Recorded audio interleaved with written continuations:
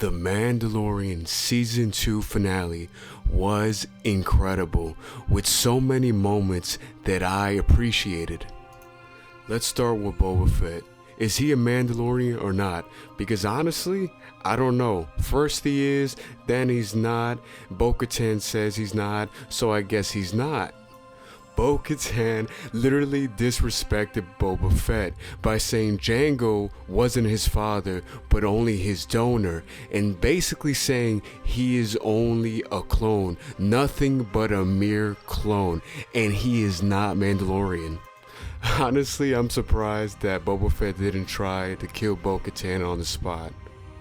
But what's even more crazier is that Bo-Katan just straight up says, "Bro, you're not Mandalorian." And Boba Fett responds really smooth, really cool, with no hesitation. He says, "I never said I was."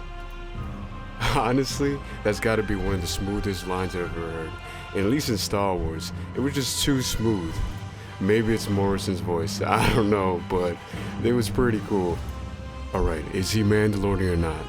I'm gonna say no. It seems that Mandalorian is obviously conducted by Creed, at least in this show.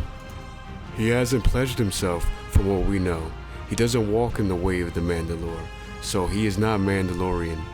But was Bo-Katan talking about Creed, or was she talking about something else? It seems that she's also referring to his clone status.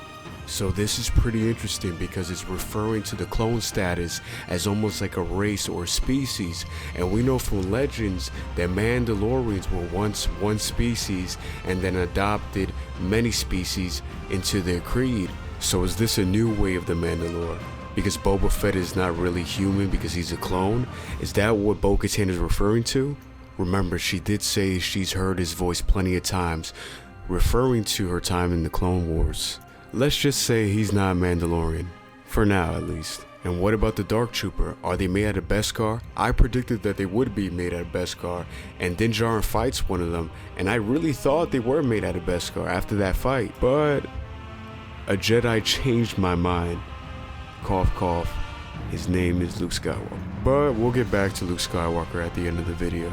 Moving on to Grogu. Moff Gideon needed his blood. Why? Moff Gideon said that it had potential to bring order to the galaxy. So what was he referring to?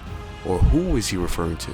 Well, initially I thought it was Dark Jedi, but then I started thinking a little bit, and I think he's talking about Snoke.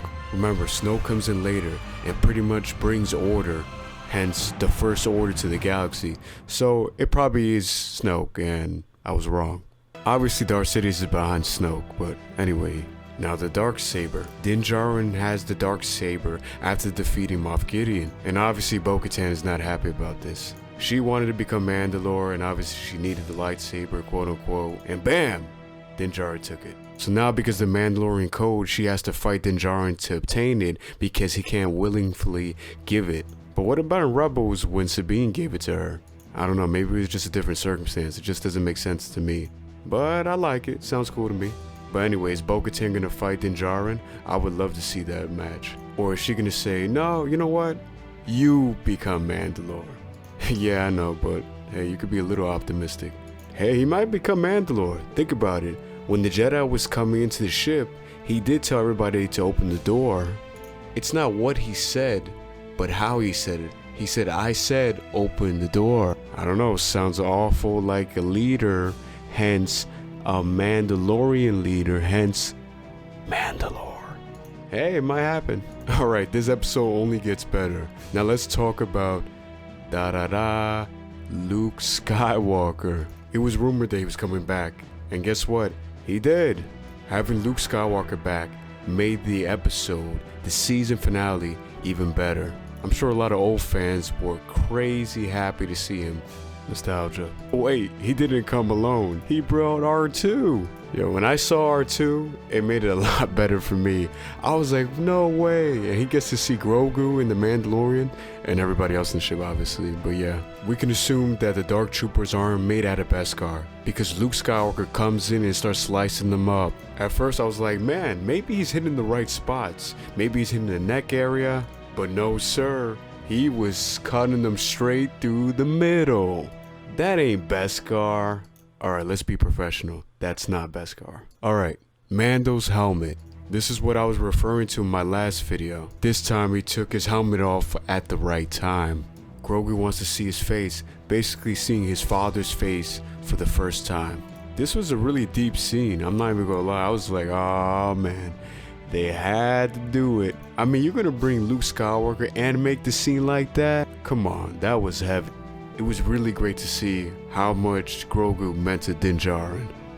He didn't care about Creed anymore or following the old ways at that moment.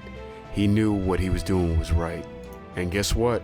He left the helmet off, and obviously we see him crying tear. Something that made me laugh was Gina Carano, because when Luke Skywalker takes Grogu away from them, she keeps staring at them leaving. But like, why don't you look to your right real quick so you could see Mando's face?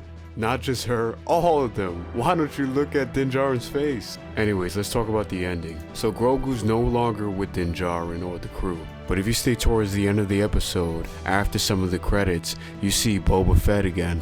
And guess where he went? That's right, to Jabba the Hutt's palace. It pretty much looked like episode 6, like the start of it again. But what did I predict in my last video? I said, does Boba Fett have another intention behind everything? And it seems to me that he did. Perhaps Moff Gideon was in Boba Fett's way and he needed him eliminated. Perhaps Boba Fett intends to take control of that part of space. Boba Fett sitting on the throne represented a type of Mandalore. So I think we can assume that Boba Fett is going to do his own thing and perhaps cause difficulty or chaos to this new republic. And perhaps Din Djarin is going to have to claim his title as Mandalore to face him. Mandalorians versing mercenaries in a war or battle? Sounds pretty epic. Anyways, I love this episode and it all makes sense, and I was happy to see Luke Skywalker again, and him basically starting up the Jedi Order again was a great scene to see. Who's to say he doesn't have other Padawan learners like in the comics? Anyways, I hope you guys liked this video. Please like and subscribe to this channel, and thank you for everything. God bless.